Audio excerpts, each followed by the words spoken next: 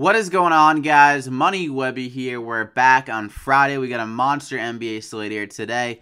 Gonna be a good one. Coming off a good day on Wednesday. Some great picks for you.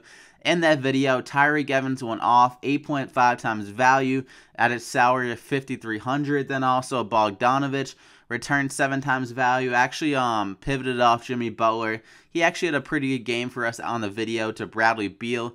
Ended up scoring over 50 DraftKings points. With the news of Otto Porter not playing that game, I tweeted out that I was big on Bradley Beal. So I pivoted over to him. So if you aren't following me on Twitter, definitely follow me there at MoneyWebby. With that late breaking news, I sometimes pivot off of some of my plays onto other guys that I like a little bit better. So definitely follow me there, and also leave a like on the video if any of those plays really helped you out from last video to show some support. I appreciate all the likes, guys, and definitely subscribe if you haven't already. Get these winning picks every single day. Sorry for no video yesterday. It was only a 2-game slate, so I didn't really feel the need to upload a top 5 plays, as those 2-game slates can be a little bit funky. Like if you're off one guy, then you can lose a slate just by him going off. So I didn't really want to upload a video. I tweeted out a lineup. It did pretty well, except a couple guys just didn't do nearly as much. I got kind of burned by the Patty Mills news coming out after lock with him starting, because I was on Murray in that spot. But let's get into today my top 5 plays and my dollar tree play of the day. Starting it off, I love this Cavs Wizards game. If this game stays close, there's going to be a ton of DraftKings points available in the spot. Both these teams play at high paces. The Cavs are trying to up their tempo a bit this year, with them having really no success on defense. So they're trying to get out there on transition and just get some stuff going on their offense, because they've been struggling there as well. So I love LeBron, but I'm going to go to John Wall, because I think he offers a little bit more upside on that salary there, a little bit more value, So at 9,700 against the Cavs, I was watching this last game between the Cavs and the Pacers. They have no rim protector.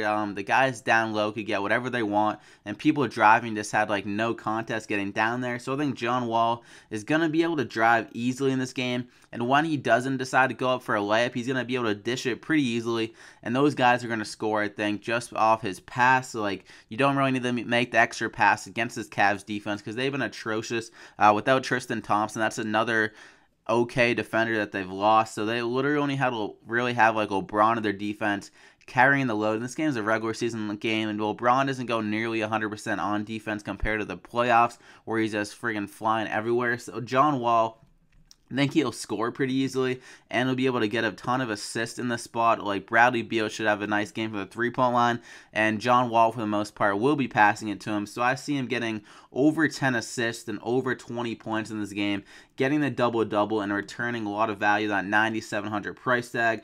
Hoping this game stays close. Like nowadays with the Cavs, you almost hope that they can not get blown out, just how bad they've been playing this year. So I love John Wall, 9,700. Lock him in there. And another guy I'm friggin' huge on is Clint Capella, 6,900. Nene might not be playing here, so maybe a few more extra minutes for Capella. But even if Nene doesn't play, he's barely been playing this year, only like 15 minutes a game.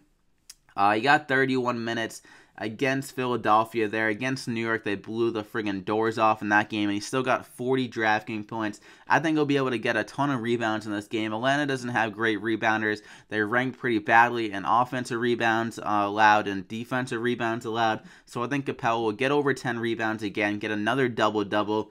6,900. His price tag is trending up a bit, but it's understandable. He does a lot for this team, gets blocks, steals, like he fills it up in every category. So I think we'll have another easy game here.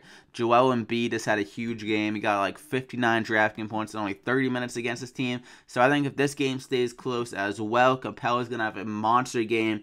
Even if it doesn't, he should be able to do enough in the first 3 quarters to get pretty good value on that price tag at 6,900, and anything after that will just be a cherry on top. So Clint Capella, lock him in there. And going back to that Cavs Wizards game, Kevin Love at 7,500. Like I mentioned, with Tristan Thompson out, that should free up a few rebounds for Kevin Love here. He's already been a rebounding machine. Second scoring option, LeBron in this team. Like, he needs to get it going a bit more. He needs to put more points on the board to take the pressure off of Braun. So I think Kevin Love should have a better game here. Their down low defense isn't that great as well. They are getting Markieff Morris back for like 15 minutes. But those other minutes, then Kevin Love should be able to eat, I think. Even with Markieff Morris, he should be able to do enough get some shots going from the three-point line, hopefully, in this game.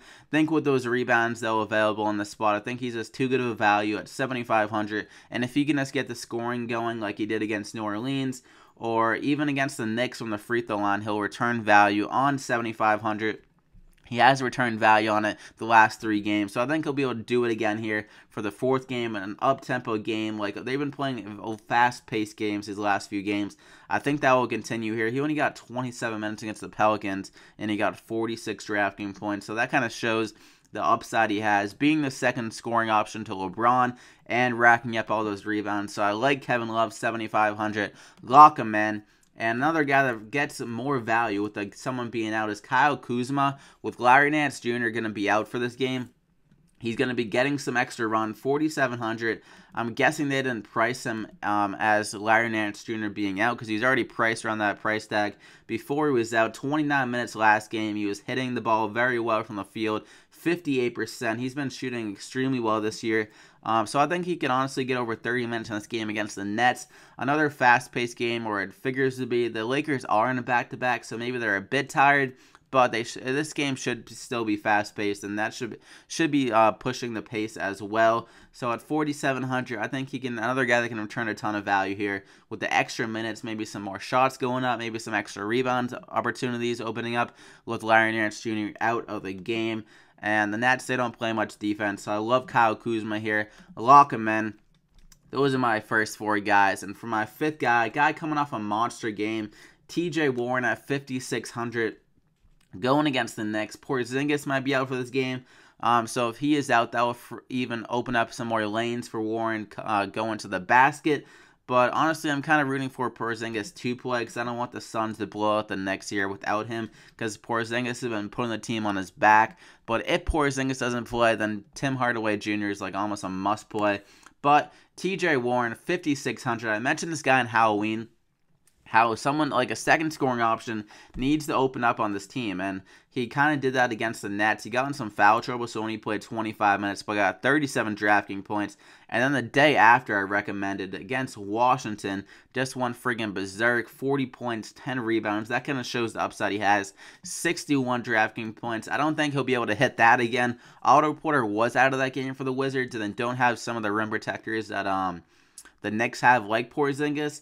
But I think he can easily return value yet again on the 5,600 price tag. That should be keep on going up. Without Bledsoe, I think he's going to get up to like 6,000 plus on his salary.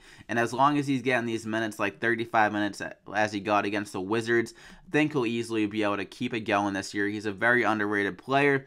Not sure if I mentioned that in my Halloween video, but I think this guy is a very good player. He's a good rebounder, good shot blocker, and a good scorer. He can shoot and drive to the hoop, so he can fill it up in every category here. So I like him against the Knicks. Another high-paced game. Love to target this game if it stays close.